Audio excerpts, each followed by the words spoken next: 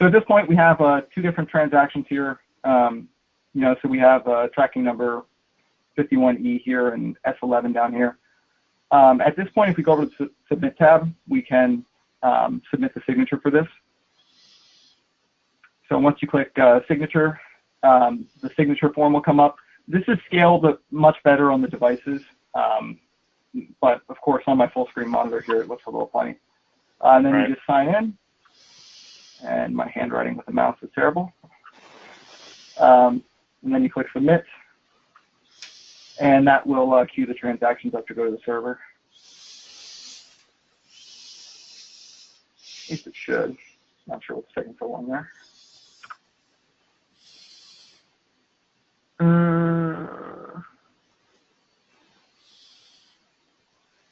As I said, this is an experimental branch, so we're still kind of testing and reviewing some of this stuff.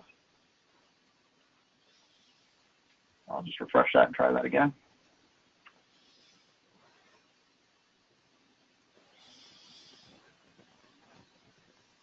Oh, that looks like it did submit. It just didn't get the call back. Okay. So as you can see, it's pretty much, you enter the track numbers in, you hit submit. It is still a little glitchy, so we are still working on this to improve it. But should be somewhat close to the old process. This was kind of a weird thing to turn on, some of these features, because years ago, someone had come into the system and tried to turn them on, and then I kind of picked that up a few years later and had to come back and reactivate it. So it'll take a little while to, go ahead. If you're saying we have 20 packages for the same location, we have to do this 20 times instead of just scanning all you have to do is scan the BOL and tracking number and put in the printed name. And each time you click track, it should leave the printed name in there. So all you have to do is scan in the different tracking numbers and hit track. Okay. So we can scan, save, and then get one signature for multiple packages or multiple orders and multiple packages. Yes. So the single signature can be linked to as many packages as you want in that transaction. Right. Okay. So the one thing we're missing, though, last summer we did an upgrade that shows the amount of packages the person's signing for. It's right there, Kyle. Currently, it's displayed right here at the bottom of the screen here, the number of packages on this transaction. If you need me to show it on the submit screen, we can do that. Yeah, it needs to be on the screen where the person's signing, just like UPS. Not a problem.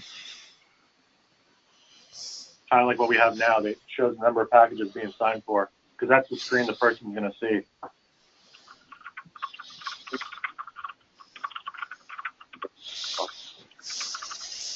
All of this up this. Give her a quick check. All right, Pat, Christine. Oh, it's just not calling there.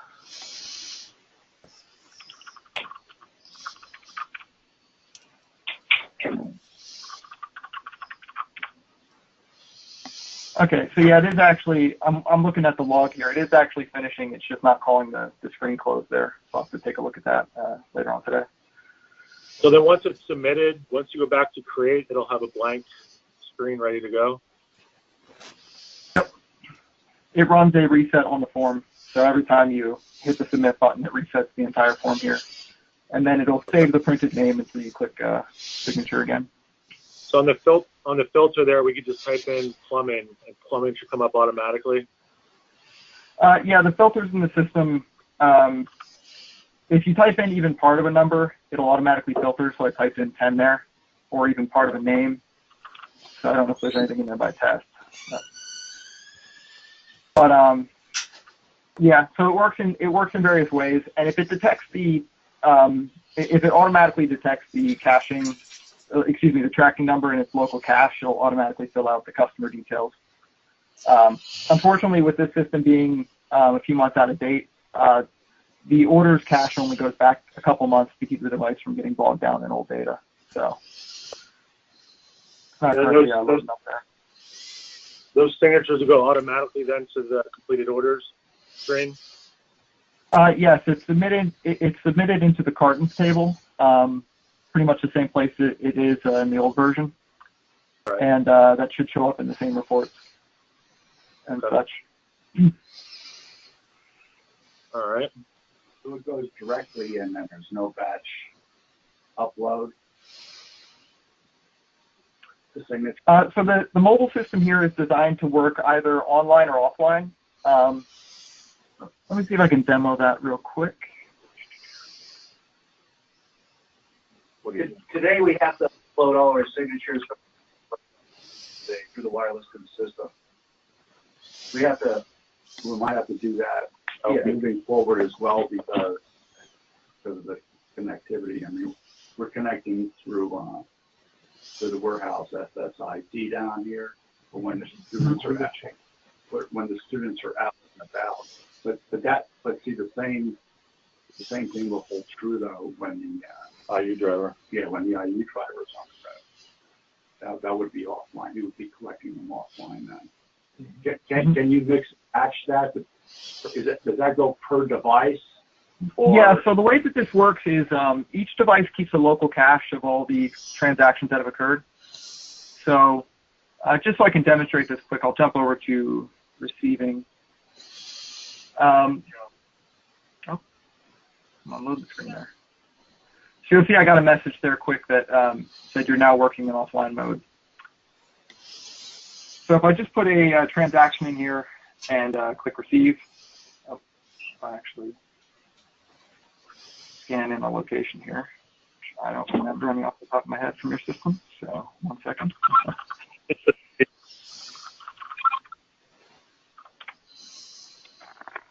We're out now again. Hello? Yeah, what's up? Morning, I'm in a meeting right now.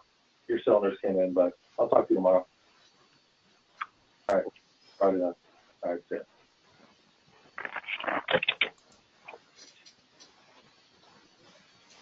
So what happens is the system goes into a batch mode whenever it detects that you're offline, and it adds all of the different transactions to the device cache.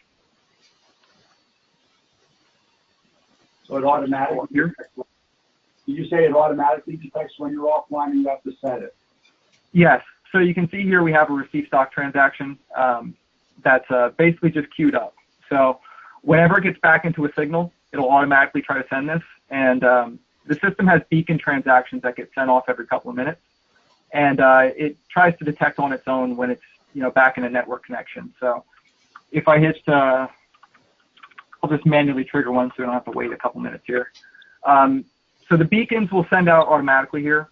And these will try to contact the server, see if it's online, basically. And they just fire every 2 minutes or so while the system is up and running. And if I turn this back online here, and I send another one, you'll see that it detected we're back online, and it queued up the transaction to try to send here. Now, unfortunately, I gave it a bad field there, so it didn't actually save. But and it also gives you a prompt on the screen that says connection reestablished. So you can work offline for an indefinite period. As long as it's less than a day, the better. I can't guarantee the web browser is going to keep the data for longer than a few days. But basically, you go out in the morning, you log in the warehouse, and then you go out during the day. And we've done some tests, and 2-3 hours at a time, you come back in, and it will resubmit the batch of transactions. So it is one of those things. It is kind of experimental. We did a lot of enhancements to that because we knew you guys were going to be working offline quite a bit. So it's going to require some testing and some validation before we put it into 100% into a live system. But it should work pretty reliably for your use case from what I've seen so far. Will there be storage issues? Because currently, when we're offline, we try to do it in batch. Sometimes we collect too many signatures, and basically it pretty much locks the system up, and then I have to send the signature file, Benson's signature file to upload. It shouldn't. That is kind of a, it shouldn't ideally. So if we look here, we have 1.9 megabytes being used currently. We do have a pretty high storage quota total here. And the local storage where we store the signatures, let me see if I can open up then, what is it, cache.5? We're only using about 219 kilobytes here. You'd have to take a lot of signatures to get up to the maximum, which is 5 megabytes. I don't think that should happen. If we run into it in testing, we do have compression that we can use for the data. So if you look up here, you'll see that there's a lot of Chinese and random characters. This is actually compressed data. And we do this because we have had that issue before in other systems where, you know, they have a very large parts catalog or something and it runs the device out of memory. So worst case, we will just turn on that compression for the transactions as well, and that'll keep our size down and prevent us from going over the limit. I'm just concerned about losing the signatures when we're offline. Mm-hmm. Collecting, you know, and then we lose them, and then what? I mean, it's understandable. It shouldn't happen. The only way to really make sure it's not going to happen is to, you know, put the cellular on all the devices. That's really only foolproof way to make sure that, you know, the signature is 100% captured. You know, aside from that, we'll just have to test the batch program and make sure it works, you know, for your use case. So if you're taking, I don't know how many signatures you're going to take in a single run, but we'll just have to, you know, figure that out and do some, you know, testing with that, whether it's 5, 10, 15, you know, just make sure that we're going to be under the limit. Or maybe give a warning to the person if we know we're going to go over the limit or something like that. Paul, can I ask? If we can activate the Wi-Fi here within our complex, we could be okay as far as, you know, staying online. My only concern would be like maybe with a drive round about. But have you ever had any issues with them? With them bringing Not unless, like, when it's Wi-Fi issues, him coming back and not being able to upload. But, I mean, at one time, we were only taking 20 boxes at a time, at most. Okay. And so when he comes back at the end of the day, there's a problem uploading his signatures. When kids forget to upload them, and they can sit there. And that will be a problem. Correct. But as Stan suggested, we could potentially turn on the warehouse SSID throughout. But Zach, didn't you mention that if when they come back in the signal range, it should automatically upload them? Yes, it'll give them a prompt on the screen that says connection reestablished, and it will automatically try to submit the transactions again in the background.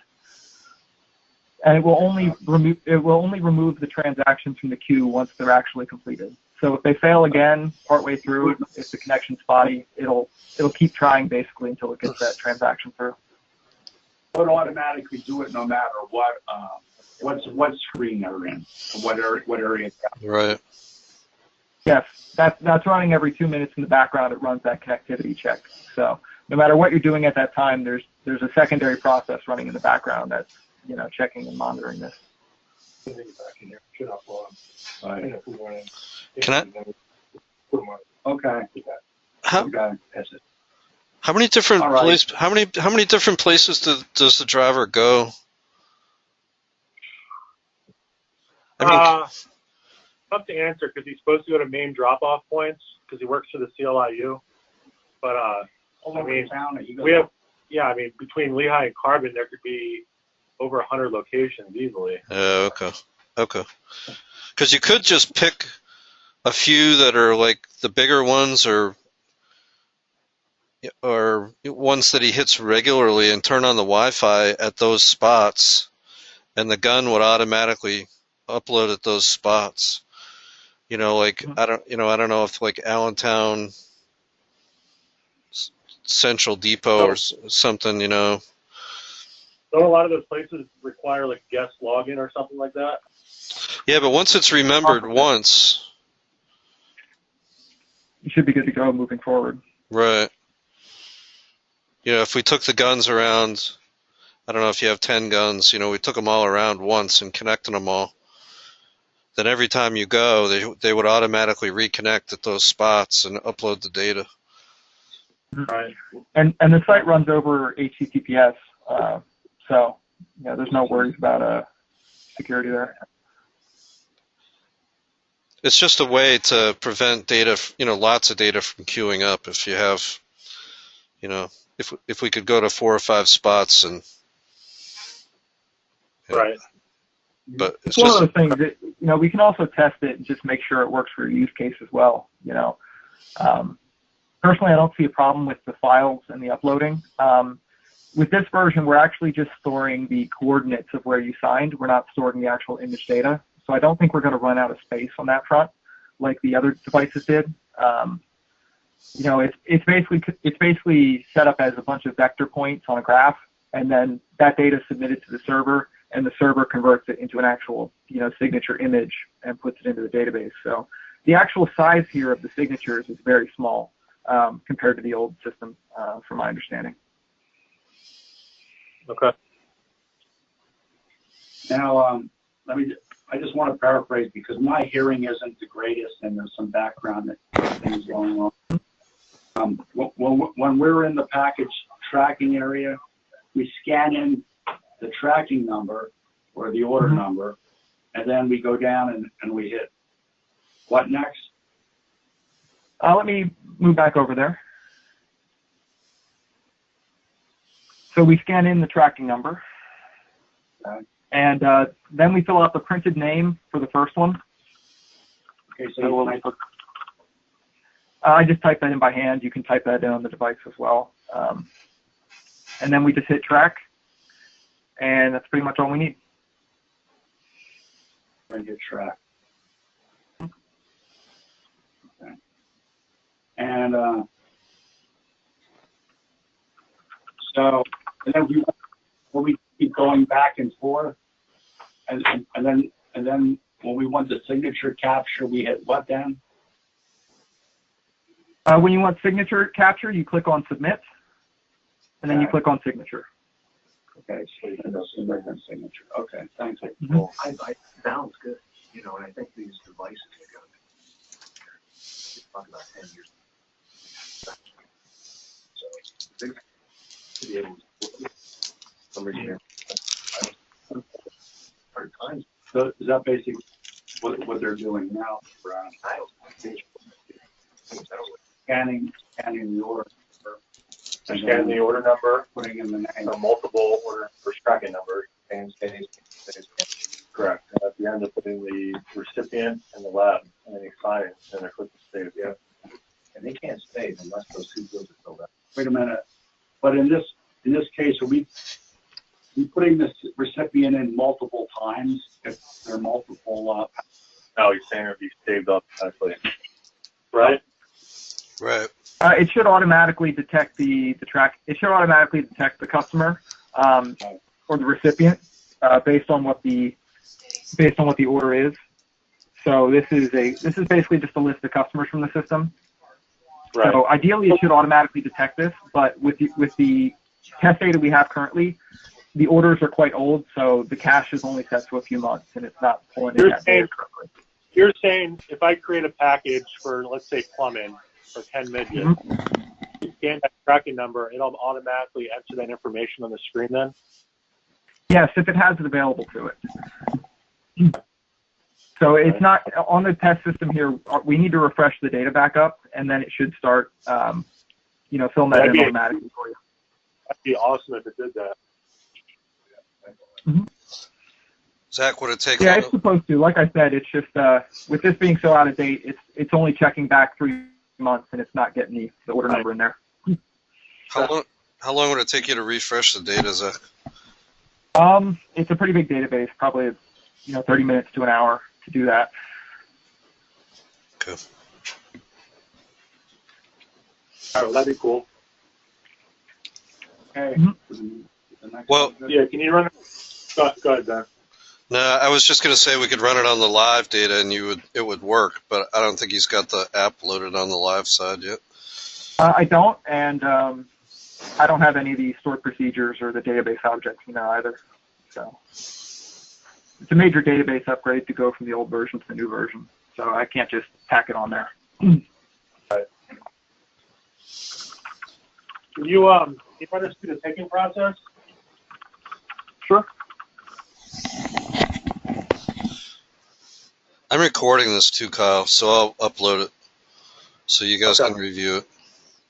So let me just find an order that's current, and I'll take this one.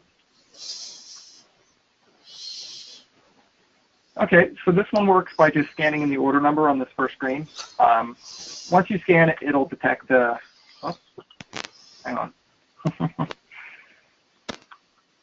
Again with that last 3 months thing.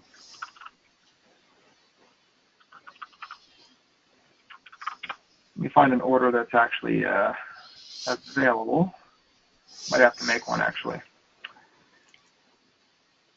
Okay, I'll just make a new one because all these dates are 2017, so that's a problem there. Actually, 1 minute.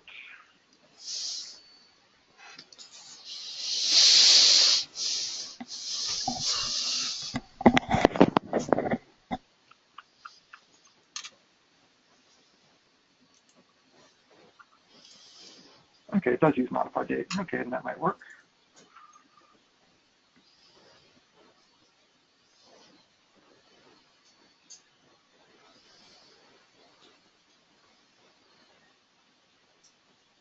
Cool. Okay, so you just scan in the order number. Like I said, it checks the last 3 months, so I just had to trigger that one to be recent enough for it to detect. And the main reason for that is we don't want to load up every order that's ever been in the system and waste all that memory. So at this point, once you scan in the order, it takes you to the landing screen here, which is the create screen. Over on the review screen, it'll show you what is requested on this order. So we can see here this only has one item, 1009,461. And just scan that in over here.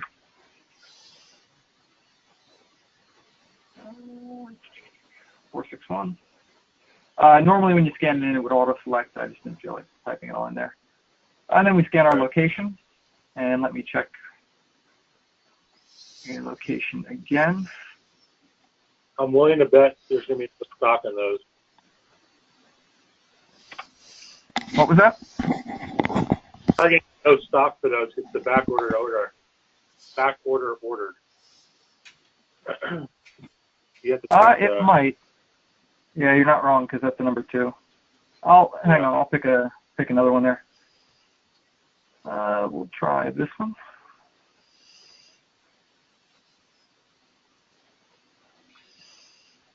Okay, and we'll just go back and we'll put in the new number.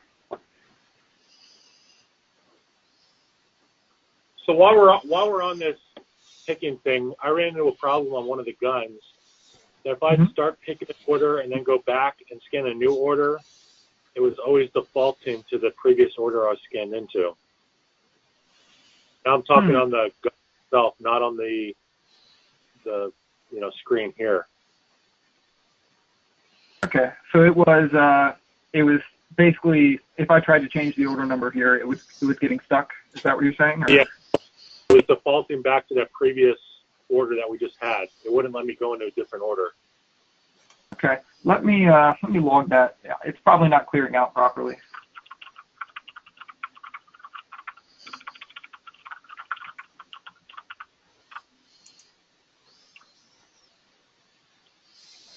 Okay, so we can see here's all the different items on this order, and you can see here it will show you how many are packed or in the process of being packed. So currently this one's pretty much wide open for packing. So 5001, 35.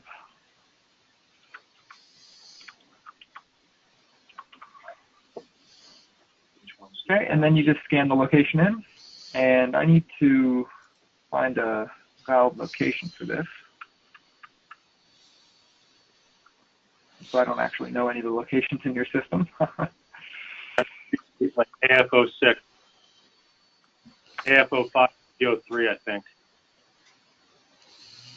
Yep, BO4. That's close. Okay, and we'll put in the number of units. I don't remember how many it was for. Did I get the number wrong? You're missing Yep. a 0 and number. 1350, or yeah, 1350. So normally this would be a little bit more straightforward on the guns since you're doing the scanning for everything, but I'm fat fingering it a bit. Sorry to interrupt, Kyle. he helped me put it on the plow. Okay. And then if you just want to pull. I'll pull it into heavy equipment, and then I'll call Keith tomorrow. Yeah. All right, sorry to interrupt. I might take it for a joyride. Yeah, whatever.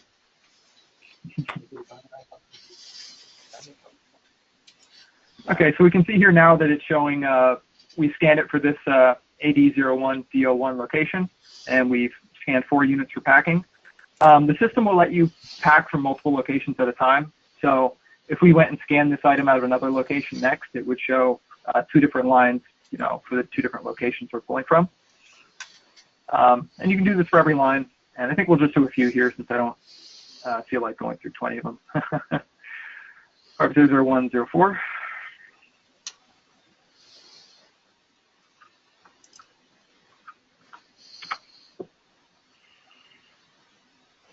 Not a number.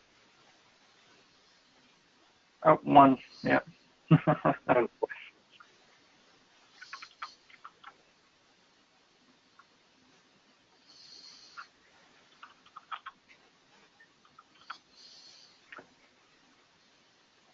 Okay, there we go. And we'll pull that from this location. Okay, so if you want to do multiple locations, that's how you would do that. Yeah, so you would just scan it from multiple locations. And let me get the number again. And again, as soon as it detects the matching item, it automatically selects it there. And we'll just do 4 and save. So again, you can see here we've now got the location and the details in there. And at this point, we can, if we wanted to, we can close it out as a partial order here, and then we can come back to it later, or another person can come back to it later. You know, where you could set this up as a back order as well. So I'll just close this one out here, say 1 package. Oh, AD01D01. That should. Yeah, it's definitely a location. Let me check quick. There's 3,000 locations cached on here, so it should be finding it. But what's the packages field? The packages is just the number of packages you're packing it into. I don't know why that was there. It was there on the old version that had been built to this previously by another developer. Not sure exactly why it's there. I'm just, you know, passing the data along. If it's not required, I can. Yeah, it's not required because we have a separate station where the packers pack the packages up in and change the number of packages when they, you know, print out the labels. Okay. But the picker's not going to know how many packages are going to, you know, be processed through. Understood. And the other issue with the review where it shows the lines, there's just no easy way to show kind of like what the old system shows visually. Yeah, there's a tab for show order lines, and it gives you kind of a manifest. This is the item. This is how many were ordered. This is how many you are ordered. That would be in a pack column. How many were picked. It's kind of a quality check to make sure you did the system transactions properly. Now, I see on this screen, you know, after it's picked, you got the location, right? Mm-hmm. Yeah, so the location's here in the title. But not the number that was picked. Not currently. I could tack it onto this so you can get that data more easily. I guess, is there a way to show just a table of, you know, kind of like in the old system, it shows the item ID, ordered 6, packed 6, because visually you can just run your eyes through it and see if the order is complete or not. It's an easy manifest. But I know in the future we're trying to go to paperless picking, so this really won't be needed at all. But I don't know if that's going to happen this year anymore. Couldn't you just change this grid, Zach? Yeah, I could just change it so on each line we have most of the details in the heading here. As far as changing it to a table, that's a little bit more involved. I don't think they need it. I think they just want to see it. Yeah, I mean on the old gun, it's just, you know, you can just quick run through with your eyes and you can see if something's missed. You know, it takes 20 seconds to run through an order. You know, it has 20 lines on it. most of our orders are pretty small, so it's just a glance and you know if you're done or not. And like I said, this probably won't be needed in the future when we go paperless, because the gun will tell you when you're done. But right now, if the student misses a line, he's not going to know, and that's iCatcher or one of the instructors. Well, I mean, you'd be able to tell because it only shows the location here once you've actually scanned that line. So. Yeah, but if you don't fulfill the whole quantity, right, then you. It would hide that information. I can redo this to still show that additional line there that hasn't been scanned fully. Say you pick 9 out of 10, it won't show that location then, correct? Yeah. So you can see here, it's only showing it's showing that we've picked it and we have the location here, but you wouldn't know that it was only partially picked unless you clicked on it. So I'll have to put in a change so it's more easy to spot those errors or those issues. Now, on the mobile devices, do we go into search orders to work with the orders app? Yeah. So if we go over to the search orders page, you can search for different orders. You can search by customer, different fields here. And once you search, it just pulls up a full listing of all the different orders in the system. There's different filters, so you can filter it by status. Some clients want us to filter this by default to only open orders, things like that. So.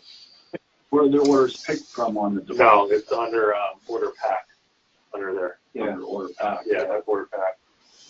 Order packing. Yeah. Is there any way we can remove that section easily? Because we have no reason, our students have no reason to look that up on the guns. Yes, this is all permission driven. So as long as their group doesn't have permission, they won't be able to see, anything you tell them not to see on this. Yeah, because all the same permissions that I pull are also used in mobile. We lock them out as much as we need to because they'll get into stuff they shouldn't. No problem. Cool. All right. Let me see what else I have. Is that the locate move? Mm-hmm. Has that been fixed? Did we have to scroll through? Yeah. Yeah. So locate and move is pretty much you just search the item number.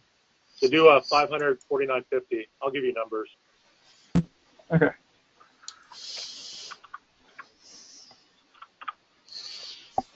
$549.50. There we go. All right, and then you can do, I think it's in staging. And you can just go to AD01, A01.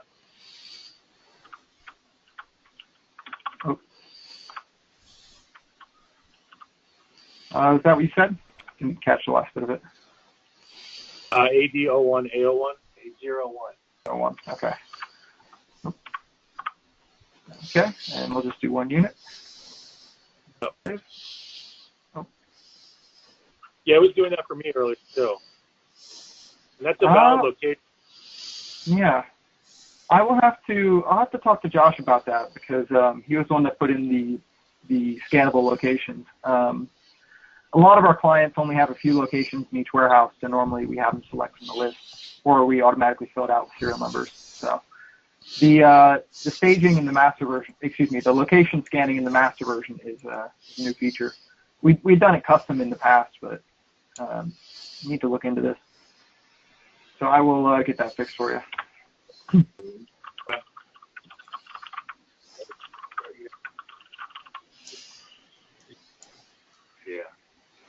Located section. I have this all written down too. All right. I think that's all we have for now, so we can get it the updated live version and do some live picking stuff like that. Yeah, that'd be great. And I'll let you know as soon as we update the dev site here. With the couple of changes we talked about today. Let's update the database too, Zach.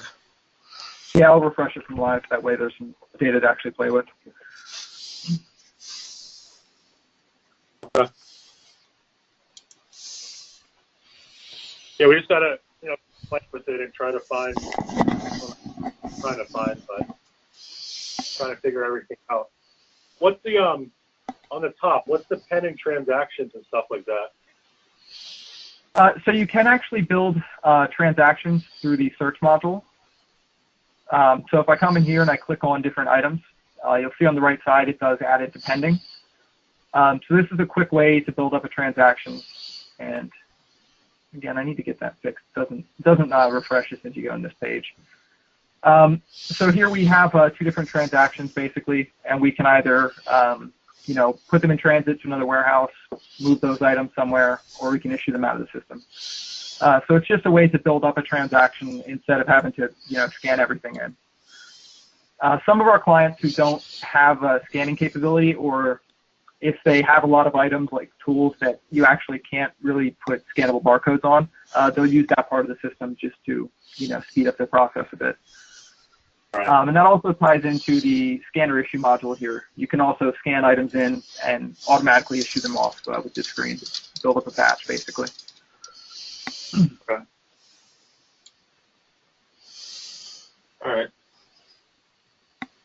I don't got And then I think we also, one thing we didn't cover was the cycle counts. I don't know how much you use those, but we did bring in the, the same capability you had with the fast movers, slow movers, and things. And you can specify how many items you want the person to count at a time. It defaults to 10 here, but you can customize that right here on the screen, say 20 or whatever. And yeah, pretty much just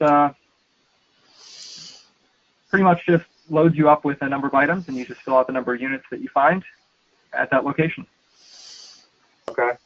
And at the end, you just do submit.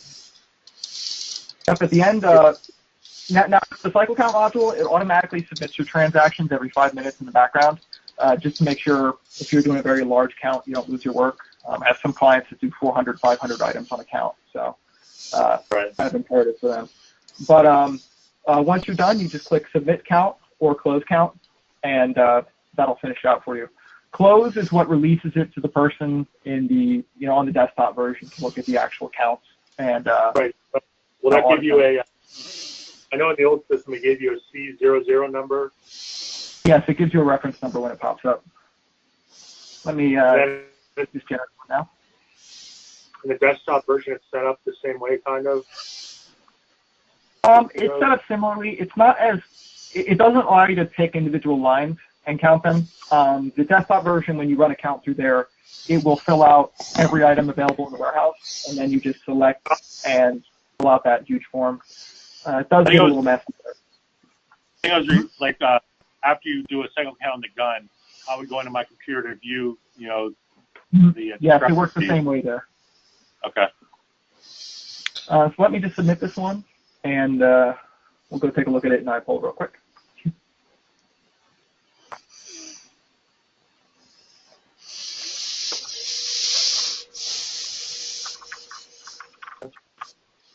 Okay, and close. Gotta play with that. And you can see we got the 1012 number here. Okay.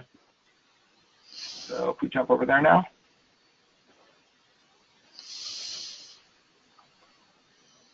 We have the account right here, and it'll show you who processed the count, any of the different usernames that were used on it. So if somebody came back on the desktop version and made some changes, their name will also show up next to the original person who created the count. And it'll show you all the discrepancies. So here you can see I didn't really count much of anything. So everything's pretty much a discrepancy. Yeah. Good. Mm-hmm. And we also, this is also changed, as we talked about previously, I believe, where it shows yellow for discrepancies, green for good, and I think red for errors. Mm-hmm. Anything else we wanted to cover? I think that was most of it there. Yeah, I think that's it for today. Yeah, we have to go to, I know that certain reports off customer invoice, like the review. So is that on the pick list? That's 20? Correct. File? 20%, $20. Yeah, do you guys know if that's set up? Can you repeat that? Ben probably knows about it. On our old system, we have a 20% and $20 rule that if an order drops, or say, I'll give you an example here. Well, I mean, what happens is when they go on, the item dollar amount might, from the time that they place the order in East Pool Mall, it gets pulled in onto your server, and then for whatever reason, we get new items in, new inventory, and it's at a different dollar amount, and the price exceeds $20 and 20%. If it's over that, there's a difference there. Basically, the report flags it. It sees the dollar amount or the price of the order coming in, and then it also looks at the current cost or price and does a comparison. When you go to pick it, we have to, when we run that pick list, it's basically flagged, and then we call the school district for the customer and ask them if they still want the item. Okay, so if the cost has increased, or correct, but it has to reach the two items together. 20% and $20 both. How was that done previously? Is that just a report in iPoll? No, it'll show up. Alert? It'll show up on our pick tickets. Okay, it should still show up on the pick tickets. I believe we pulled all that over to the new system. Benson's the one who develops most of those, though, so we'd have to talk to him to get a confirmation on that. So we have to test that to make sure that works. And I guess there's a couple of reports. Yeah, there's a couple of reports. Yeah. You look at the cycle count. You look at the cycle counts with them as well. Correct. I do that monthly.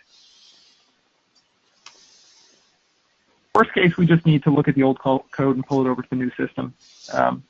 Not a huge deal. We just need to confirm if it's there or not. Yeah. And is your the version that we're currently using on the development site that you gave us, is that software version up to date, or do you have to like tweak that at all? Let me check. We are on version 5.2.3.5, which means this was released in the end of March.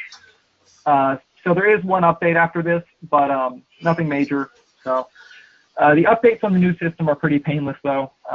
We really just have to copy the new files over.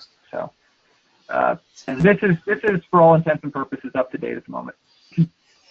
What database are we using for testing currently? Are you able to pull our current live data for testing? What I'll do to bring that in is I'll replicate the live database over to our test server, and then I will pull over all the newer records into the newer database. I'm not going to straight up upgrade it. It just takes a little too long, so I'll just do a comparison and copy the records over that we need. Okay, can you let us know when that's done? Will do. Kyle and me, and this is Paul. Let us know when that's done. That way, Kyle will have something more recent to go on. Exactly. Okay. And that way, if you want to run one of these reports, like for our customer invoice or whatever, you could possibly compare it. Really close. Yeah. You can compare A versus B and make sure it lines up the way you're expecting. Mm-hmm. Yeah. Yep. No problem. Okay. Well, we have more testing to do on this end. Yep, we're going to keep moving forward, and we'll let you guys know if we find anything else. I'll let you know when the database is updated. We should have that done by the end of today. I don't think it'll take too long. And we should have a mobile update to the system probably tomorrow or maybe Friday at the latest. Take care of a few problems we're going into today. Can I suggest we do another review on Monday or Tuesday?